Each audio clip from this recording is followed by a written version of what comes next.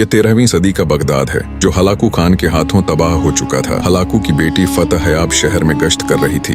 गश्त के दौरान उसकी नजर एक हुजूम पर पड़ी। उसने पूछा, लोग यहाँ क्यों इकट्ठे हैं? जवाब आया, एक आलिम के पास खड़े हैं। उसने आलिम को अपने सामने पेश होने का हुक्म दिया। आलिम को तातारी शहजादी के सामने पेश किया गया। शहजादी ने पूछा, क्या तुम लोग अल्लाह पर ईमान नहीं रखते? आलिम ने कहा, यकीनन हम ईमान रखते हैं। शहजादी ने पूछा, क्या तुम्हारा ईमान नहीं कि अल्लाह जिसे चाहे गालिब करता? शहजादी ने कहा, तो क्या यह इस बात की दलील नहीं कि खुदा हमें तुमसे ज्यादा चाहता है? आलिम ने कहा, नहीं। शहजादी हैरान हुई और पूछा, कैसे? आलिम ने कहा, क्या तुमने कभी चरवाहे को देखा है? शहजादी ने कहा, हाँ देखा है। आलिम ने पूछा, क्या चरवाहा अपने रेवड़ के पीछे कुछ कुत्ते रखता है? अगर कुछ भेड़ें चरवाहे को छोड़कर दूसरी तरफ निकल जाएं और वापस आने को तैयार न हो तो चरवाहा क्या करता है? शहजादी ने कहा, वह उनके पीछे अपने कुत्ते दौड़ाता है ताकि वह उन्हें वापस अपनी कमान में ले आए। आलिम ने पूछा, वह कुत्ते कब तक उन भेड़ों के पीछे पड़े रहते हैं? शहजादी ने कहा, जब तक वे फरार रहें और चरवाहे के इख्तियार में वापस न आ जाएं। आलिम ने कहा, तुम तातारी लोग जमीन में हम मुसलमानों के हक में खुदा के छोड़े हुए कुत्ते हो। जब तक हम खुदा के दर से भागे रहेंगे तब तक खुदा तुम्हें हमारे पीछे दौड़ाता रहेगा, और जब हम खुदा के दर पर वापस आ जाएंगे उस दिन तुम्हारा काम खत्म हो जाएगा।